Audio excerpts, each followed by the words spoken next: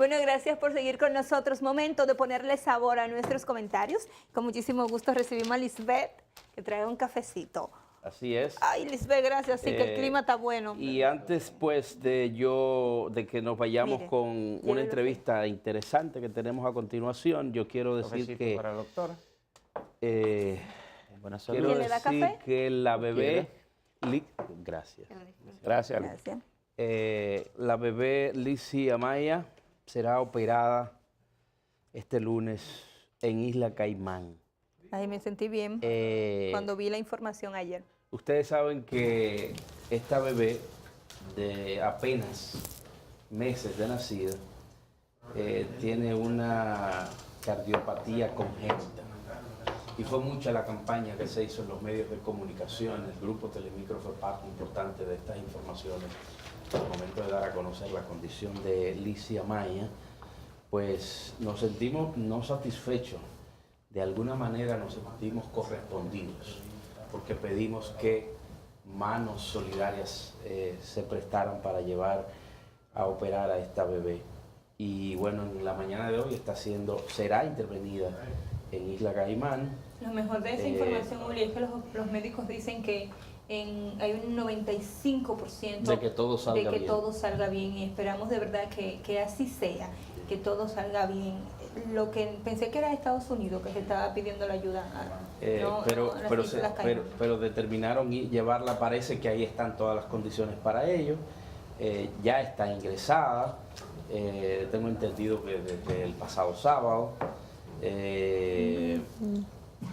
Hay que decir que aquí se donó más de $1 millón para eso. Obviamente eso da para poca cosa, pero bueno, porque también hay que pensar en el postoperatorio, la vida que ella va a llevar a partir de esta intervención. Pero bueno, enhorabuena. Que todo salga bien en esta cirugía esta mañana. Así es. Bueno, es el momento de darle la bienvenida a la doctora Carmen Saramota, que va a hablar con nosotros sobre las medidas preventivas y el automedicarse, tan popular o tan importante dentro de las familias. A mí me dio resultado tal cosa, creo que a ti te puede pasar lo mismo, sin embargo somos personas completamente diferentes. Muy buenos días, doctora, gracias por estar con nosotros. Buenos días, gracias a ustedes por la invitación. Mira, Ana Mercedes, no solamente que a mí me funcionó y bueno, te puede funcionar a ti, sino que hay veces en que dos condiciones diferentes pueden empezar de una manera similar.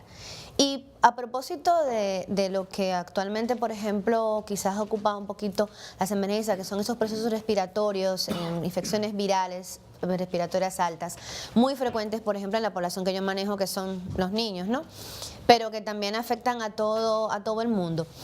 Resulta que, por ejemplo, tú diferencias un resfriado común de tal vez un proceso alérgico, una rinitis alérgica, versus una influenza empezando. Ojo, la influenza también es un virus, pero le hago la salvedad porque nosotros tenemos muchísimos virus que producen síntomas respiratorios altos.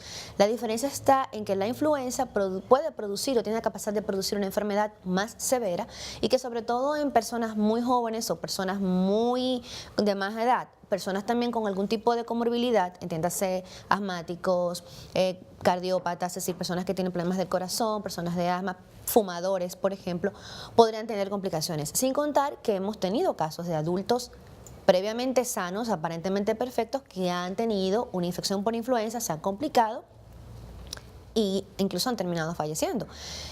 Una influenza, un resfriado común, una rinitis, empiezan de la misma manera. Tú puedes tener tos, puedes tener secreción nasal, o sea, moco, o una palabrita que me aprendí recientemente, muermo. Dice, ¿cómo va eso, doctora? ¿Y tú no sabes lo que es muermo? Digo yo, bueno, perdóname, yo no sé. Doctora. Yo no sabía. Los campesinos. Pero no me la sabía. Es una palabra muy popular. ¿Qué tú tienes?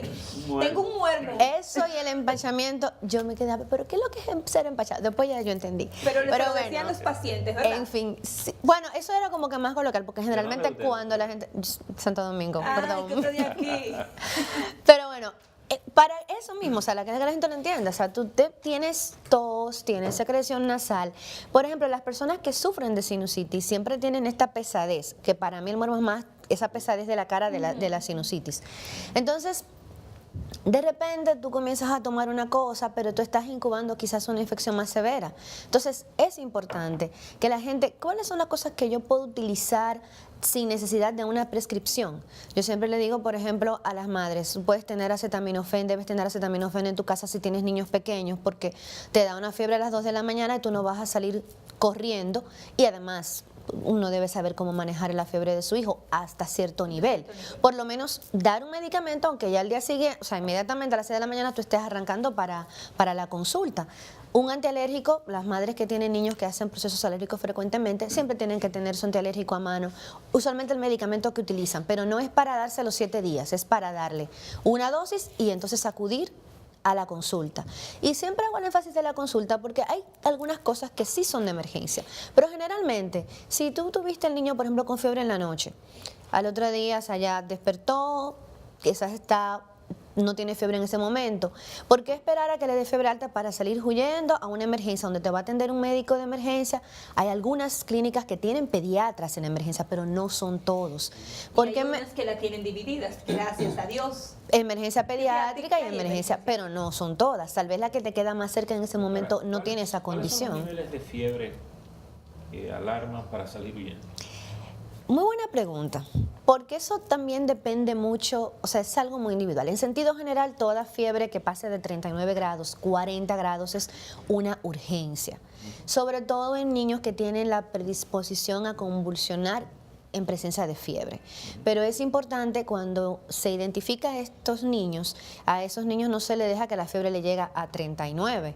Por ejemplo, yo soy una que digo que si es febrícula de entre 37,5 y 38, báñalo, usa medios físicos, agua tibia, no agua fría, no froten alcohol, por favor. El alcohol se absorbe a través de la piel y puede intoxicar al niño. Pero si la fiebre ya pasa de 38, entonces además de bañarlo, utilicemos antipiréticos como el acetaminofén, por ejemplo. Sin embargo, cuando ya se conoce que un niño tiene predisposición a convulsionar, es que tiene 37,5, báñalo y medícalo. Porque por rápido que le suba la fiebre, pues podría convulsionar. Es importante, disculpa, yo sé que el tiempo es corto, tener presente que la intensidad de la fiebre no guarda paralelismo con la gravedad. Hay enfermedades graves, que pueden ser graves, que cursan con fiebre baja, y otras a veces enfermedades virales que no tienen ninguna complicación pueden tener fiebre alta. Por eso es importante que cuando el niño tiene fiebre, y también las personas adultas, o sea, no las controlamos nuestro malestar, pero si esa fiebre se prolonga más de 2 o 3 días, es importante acudir a centros de salud para que nos examinen bien y sea el médico que determine si debe hacernos algunas analíticas pertinentes. ¿Existe la fiebre por dentro? Mira, la gente siempre dice, eso también es una pregunta buena, porque lo dicen, parece que es de amor. No, porque la mamá dice, él tiene fiebre como por dentro. Como por dentro, porque él tiene como un frío y una cosa, y en la piel no se le nota la calentura. La fiebre comienza por dentro, Claro. porque, por ejemplo, en el caso específico de la fiebre provocada por infecciones, las bacterias, los virus, hongos, secretan ciertas sustancias que estimulan a su vez al organismo a producir, va a las redundancias, otras sustancias que van a estimular los centros de regulación térmica y van a aumentar la temperatura. La fiebre tiene como finalidad combatir la misma infección, es una respuesta indiferenciada, entonces empieza por dentro. Y muchas veces cuando el niño está sintiendo ese escalofrío que tú no le sientes, o sea, al tacto no lo sientes, es porque está subiendo. Por eso yo también le hago mucho énfasis en no me diga que lo sentiste, porque a veces, sobre todo en temporadas de clima más alto, ¿no? O sea, donde tenemos más calor y en la tarde, tú puedes sentir al niño caliente y tomar la temperatura y no tiene fiebre. Y otras veces es lo contrario. Y me ha pasado que cuando lo estoy examinando, lo toco y no lo siento caliente. Sin embargo, como tomar la temperatura es parte del examen físico, cuando el termómetro pita, pero mira, tiene 38 y no se sentía. O sea, sí hay fiebre por dentro porque por dentro empieza, pero es importante que las madres aprendan a tomar la temperatura. Ya es más sencillo porque antes había que, o sea, ¿y quién ve ese mercurio? Yo misma decía, ¿dónde está? Yo decía, sí, tiene 37. Mentira, no veía nada. Nunca entendí esa rayita. Pero hay digitales, hay termómetros ópticos y actualmente incluso en el mercado hay termómetros infrarrojos, o sea, láser, que tú no tienes ni siquiera que tocar al niño. Lo colocas un poquito cerca de la frente, donde quieras, y te da la temperatura. no son tan costosos, a pesar de que se ven tan especializados, son más económicos de lo que usted pudiera imaginar.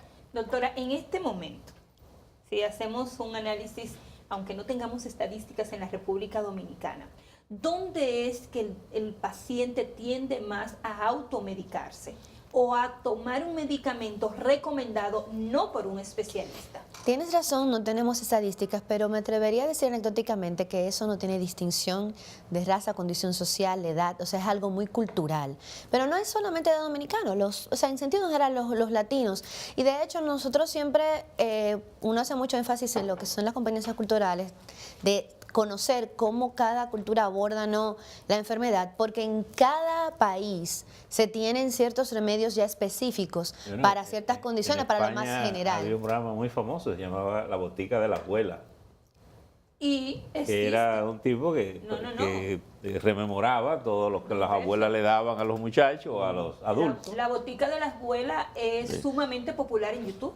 Sí, en España, Siempre, en la televisión la española. tendencia a la automedicación es algo muy común, es un problema que se enfrenta en todo el mundo, sobre todo con el tema de la resistencia a antibióticos.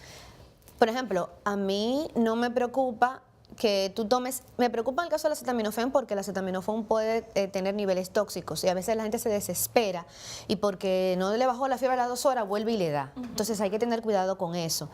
Un antialérgico, la mayoría de las personas que toman antialérgicos saben que se toman cada 12 u 8 horas y se lo toman y tienen paciencia. A mí me preocupa el tema, sobre todo cuando se habla de antibióticos, porque tengo una gripe, me tomo una amoxicilina, pero la uso 2 días, se me va a mejorar, evidentemente, porque la gripe, los antibióticos no le hacen ni fu ni fa. Pero como ya yo me mejoré, porque eso era un proceso autolimitado, la dejo de utilizar. Y eso genera la resistencia, que es un dolor de cabeza. Y en cuanto a lo que mencionaba el acetaminofén, también hay que tener cuidado por lo que decía. O sea, muchas veces, no se le baja la hora, y vuelvo y le doy, y vuelvo y le doy. Hay que recordar que es cada 6 horas que el medicamento va a tener un pico y que la fiebre probablemente va a regresar si la causa que la origina no se ha podido identificar y controlar. Doctora, la importancia de la alimentación en los niños, para que no se enfermen, para que esos virus no entren, a veces es imposible, porque están hasta en el aire, pero la importancia de una dieta balanceada en los niños para que no... No solamente de la alimentación, sino también del sueño apropiado. O sea, es algo altamente conocido el rol de la nutrición en lo que es la salud, sobre todo la salud infantil, empezando con los niños pequeños, la lactancia materna y todas sus bondades, sobre todo lo que no solamente desde el punto de vista nutricional, sino también el afectivo, y ya luego tener una dieta balanceada, consumo de frutas apropiado, beber agua. Hay muchos niños y adultos que cuando tienen sed beben un refresco de soda o un jugo. Hay que beber agua, hay que alimentarse, tener cierta actividad física y sobre todo en el caso, y menciono el sueño porque muchos niños están conectados siempre, tienen televisión en la habitación, usan las tablets o duermen tarde. Es importante tener una calidad de sueño. Sobre todo en etapas de crecimiento, porque durante el sueño también, no solamente que el cuerpo descansa, el cerebro reposa, pero también eso mejora mucho el sistema inmune. Pero ya tienen tablet y televisión cuando son unos tigres, pero cuando están chiquitos que no se manejan, eso tienen duermen con unos príncipes. No, a veces, yo sé de gente, a veces tú hablas con una persona a las 11 de la noche y tú oyes un muchacho por ahí gritando. ¿Qué hace mucho a las 11 de la noche despierto? Sí. Pero la alimentación como es definitivamente el pilar, tener una nutrición apropiada, porque cuando un paciente está desnutrido, pues puede tener infecciones incluso muy severas y no presentar ningún síntoma. Porque esas sustancias por eso que dicen que la miseria, tu merengue, bueno, así mismo se llama. Bueno, es que por ejemplo, las sustancias que yo mencionaba hace un momento, que te estimulan los centros de termorregulación y pueden producir fiebre, son sustancias de naturaleza proteica. O sea, si yo estoy desnutrida y tengo bajos niveles de proteína en mi organismo, voy a tener pobre respuesta a la infección. Pero incluso cuando me mediquen, los medicamentos se transportan encima de las proteínas. Tampoco voy a tener forma de ayudarme. Usted que no conocía la expresión del muermo. En el campo había una expresión también muy referido a la salud. Decía que la salud entraba por la boca. Y eso es así. Se Que supone que nosotros el que la está perdemos en el bien, camino. el que está más o menos bien alimentado, pues se enferma menos. Eso es así. ¿Dónde las nuevas madres, ya que nos hemos centrado mucho en la parte de los niños, el acetaminofén, el antialérgico? A mí me encanta el antialérgico para los muchachitos como mi sobrino. Para cualquiera. Ya. Ay, perdón, no me lo prestan por eso, porque un día me nace. Si ese niño hay que darle antialérgico el día entero de que se levante, no me lo prestan. Pero fuera de eso, Oye, perdona. Que tú eres una perdona. amenaza. O sea, Lo que pasa- una cosa es, o sea, el antialérgico y otra cosa es para provocarle el sueño. sí, Es no, pero a eso que tú te refieres. no, pero el antialérgico de por sí, en muchos pacientes, y la otra puede Hay ser algunos, amema. dependiendo del tipo de Depende del antialérgico. tipo de antialérgico. Pero eso es importante. Hay algo que es bueno también recalcar. Somos muy dados a manejar sintomatología y no tratarnos. O sea, si tú estás dándole a cada rato antialérgico a un niño, vamos a llevarlo al pediatra, a ver si el Claro. pediatra necesita, si tiene que mandarlo al alergólogo o al No. inmunólogo, y vamos sobre todo a identificar qué es lo que le está produciendo. Porque probablemente desde que si identificas un ácaro, un animal, algo, que es lo que le produce la reacción, entonces puedes controlar, porque no es medicar, sino identificar. No, pero Usted yo sabe lo qué hacía pasa. por Yo tengo broma. la percepción, no la percepción, yo tengo la La convicción. experiencia y la convicción de que el asunto nuestro de automedicarnos lo hemos asumido como algo cultural, porque muchas veces los médicos a donde vamos no solamente te complican, sino que te alargan el proceso, cuando te lo pueden hacer más simple. Y esto lo digo Completamente de acuerdo. en el contigo. ánimo, lo digo en el ánimo. Oye, Oye, que está como que dice que el Pero médico... yo espero que te vaya a dar la mía Que el porque médico para- bueno, no, porque hay un dicho que No, dice no, que él el quiere médico creer que bueno van es el así. que no te Mira. deja morir.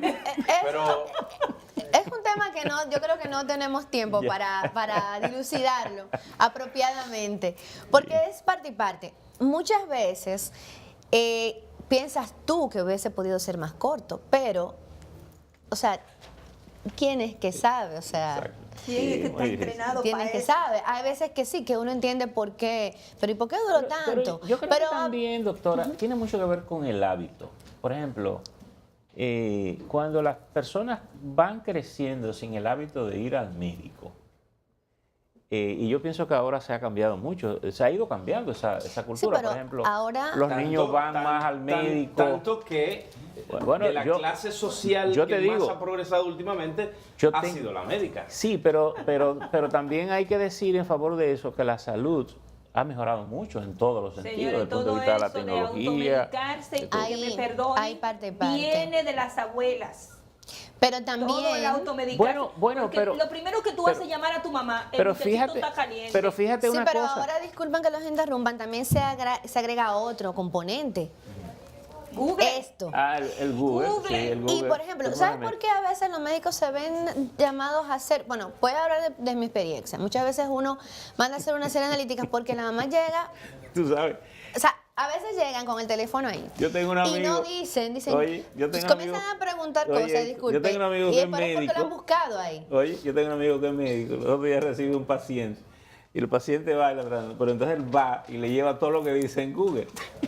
Y él le dijo, no, pero vamos a hacer una cosa. Consúltese con Vete No, con Google. Pero yo aprecio más los que sinceramente me dicen, mire doctora, yo estuve buscando y yo encontré que me decía esto. Entonces yo parto, ok, ¿qué tú Porque encontraste? eso no es malo. No, claro que no. No es malo. Pero no es malo si tú, por ejemplo, ves todas esas dudas y vas y las preguntas y te dejas llevar, porque muchas veces la gente encuentra una página, no, pero que yo encontré y por más que tú le quieras explicar, No, quedan cómo son las convencidos. cosas, Lo que pasa es que a veces también, y en eso tengo que decir que yo de verdad a veces me pierdo, el médico tiende a utilizar un lenguaje muy técnico para decirle quizá hasta de una crisis de asma o un dolor de cabeza. Usted me dice, muchachito tiene el pecho apretado, y quizás yo voy a entender mucho más rápido, y a veces hay que recurrir por términos y condiciones a buscar un poco más de información. eso es muy importante. Doctora, pero yo... Eso uno lo maneja, o sea, uno debe manejarlo dependiendo del nivel de tu interlocutor. Hay personas que pueden manejar un lenguaje más o menos. Por ejemplo, un periodista, si cubre medios de salud y siempre está, o sea, está en ese terreno, es probable que tú le dices, utilizas términos más o menos, o sea, técnicos y lo puede entender. Pero me va a pasar a mí, por ejemplo, cuando yo estoy conversando con algún amigo abogado que le pido alguna sugerencia, él comienza a decirme, no, porque yo le digo, espérate. En español. Ahora dímelo Sí, explícame. en español. Aterrízalo. Sí, yo estoy hablando, por ejemplo, mi contable. No, porque el poder impositivo, que no sé qué. Yo le digo, oye, Espérate. aterrízamelo. Esos son Dime peores. qué es lo que yo tengo que entregarte y tú me resuelves. Yo no entiendo. O sea, no todos, o sea, cada uno maneja su Doctora. lenguaje. Pero entiendo lo que dices. Es muy importante, y esto sí se lo voy a decir al público. Nunca se vaya con una duda. Si usted no entendió lo que su médico le explicó, pregúnteselo. Aunque mi colega se moleste, pregúntele las veces que usted quiera. A mí a veces me da pena que una gente sale de un consultorio y le encuentra uno en el pasillo y te pregunta. Ella me dijo tal cosa, ¿qué es eso? Y yo le digo, o sea, a veces piensan, ay, ella sí es odiosa, pero yo le digo, ve y pregúntale al que te lo indicó porque él sabe por qué lo hizo. Si usted no entendió, y nosotros tenemos que también acostumbrarnos a hacer esa práctica de retroalimentación. Ana, mira, le vas a dar al niño 5 cc cada 12 horas. ¿Tú me estás entendiendo? Porque o sea, a veces te miran y no saben, o sea, tú te das cuenta por la mirada que no te copiaron. También a veces las madres están con esto y yo le digo, doña, o el teléfono yo, vamos a ver. Porque también hay un déficit de atención generalizado. Claro, y ahí es donde viene el mayor problema, en el déficit de atención cuando nos están dando una indicación. Pero es muy importante, sobre todo en el tema de las medicaciones, que uno confirme que el paciente o el cuidador del paciente me está entendiendo. Pero también, o sea, la parte que yo, por ejemplo, podría decir, o sea, a mis colegas, es que no perdamos eso. Ahora, usted como paciente, hasta que usted no tenga todas las respuestas, o sea, usted llega a la consulta con una cantidad de respuestas. Si usted piensa que se le pueden olvidar, escríbalas. Y hasta que usted no encuentre las respuestas para esas preguntas, no salga de ahí, no salga con dudas. Eso es lo más importante. Ahora, yo no sé, yo pienso que eso de automedicarse tiene mucho que ver con el desarrollo social. Porque la gente que está en los campos, vive en los campos, tenía que automedicarse. Sí, pero a nivel de... Ay, pero la gente de los campos se automedica con hojitas y está muy Sí, raro que maten. pero bueno, con lo que tenía disponible. Sí, pero en todos los países... Una tisana, una cosa. En todos los países hay medicamentos que se Claro. venden sin receta Sí. y en todas partes del mundo la gente va y busca Claro. y de hecho, aunque en nuestro país ya no hay farmacéuticos como tal, sino vendedores, eso es algo muy normal. Tú vas a una farmacia y le dices, tengo me duele la cabeza, tómate esto. Hay muchísimas cosas Incluso que antes se habían venden. sitios que eran fijos de un farmacéutico. En El Moca, farmacéutico se en moría, Moca no hay se farmacia, asignaba ¿no? ese lugar a otro Sí, farmacéutico. pero Moca. lo de Moca es una cuestión un poquito más delicada. Más Sí, delicada. ahí es más delicado, Ahí es más sí. delicado, pero existe. Ahí, Está ahí ahí, hay no una se ha podido industria quitar. Y de hay lo que tener ilícito. cuidado también con algunos centros que venden son las muestras. Las muestras, Claro. primero, no están para vender si son esos mismos muestras.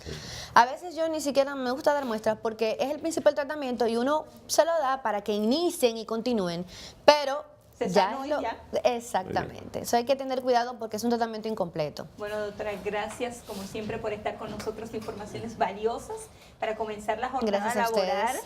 Yo al final de esta entrevista la voy a poner a hablar con Ronnie, uno de nuestros camarógrafos. Él recomienda una hojita de orégano Ya. para resolver algunas cosas. Entonces, para que usted lo Me ayude. imagino que intestinales el orégano por ahí, ¿verdad? Hay más funciones Hay más. del orégano. Así despedimos con nosotras a la doctora Carmen Sara Mota, que ha estado hablando de todos estos temas importantísimos de salud. Como siempre, recordarles de ustedes. su casa. Gracias. A ustedes quédense con nosotros. Luego de la pausa tenemos otra interesante conversación. Pero